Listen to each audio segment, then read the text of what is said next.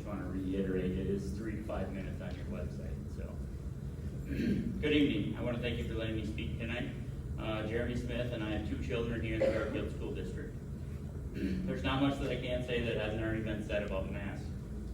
But we were duped again, thinking all summer long that there was not going to be masks, and then there was masks, and then you guys said it was going to be 2 weeks, and then here we are 6 weeks later. We're still in the same boat.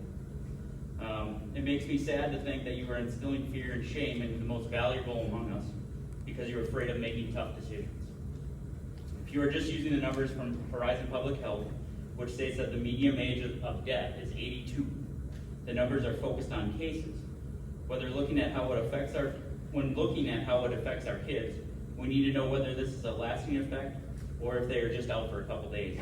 The website does list deaths by age, but it doesn't list death by age. But if you dig hard enough on the Minnesota Department of Health website, you can find the data you're looking for. Some real numbers, those over 65 in Minnesota only count for 14% of our population in the state of Minnesota. They account for 12% of the cases, and they account for over 87% of the deaths.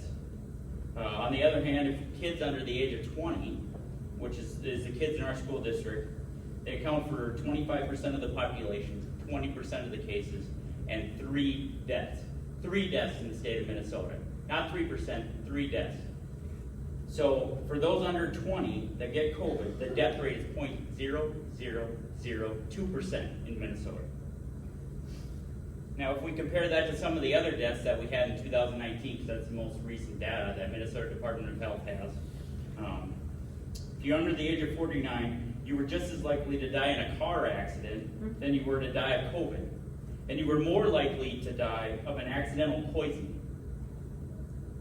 Did we lower the speed limits anywhere in Minnesota? I don't think so. There was just as many car accidents. Did we change anything to reduce accidental poisoning? Nope. If you're under the age of 34, you're almost twice as likely to die of homicide. Now, I remember in 2020 when they were talking about all the defunding the police, rather than going the other way, which would bring the homicide rate down. The saddest of all, in 2019, in Minnesota, there were 448 suicides. Of those age under 49. Of that same age, 239 deaths.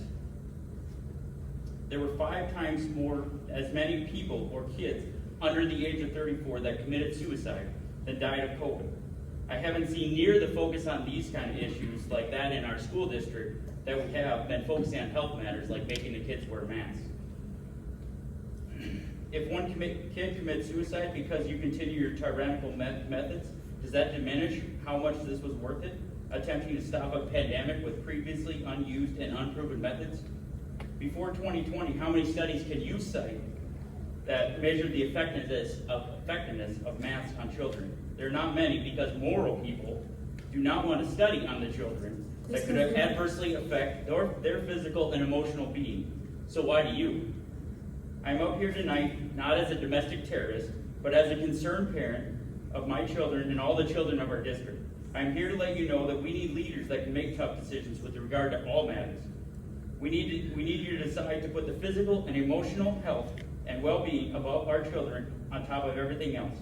As far as some who prefer polls taken in classes about whether or not they mind the children wearing masks, I think that they have been taught at school and at home that they are at high risk of dying, which is a lie. We are going to look back on this time years from now and look at the trauma that we have put our kids through. And anyone that has studied trauma and kids can say that kids are not resilient emotionally and mentally. Trauma incidents will stick with kids for the rest of their lives, whether they even know it or not. Now, as far as I know, mask mandates have been done in our community now for months. Your comments, please. All the businesses and facilities allow people to choose, except our district with our kids ages K through 6.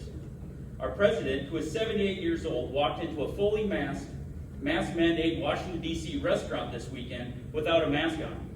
Some of you up front have been seen in public without masks, but Jeremy, you are still going to stick with the K through 6 who are at risk wearing a mask. It's just not right. You all need to make tough decisions. If you will not, then we need leaders who will. Thank you.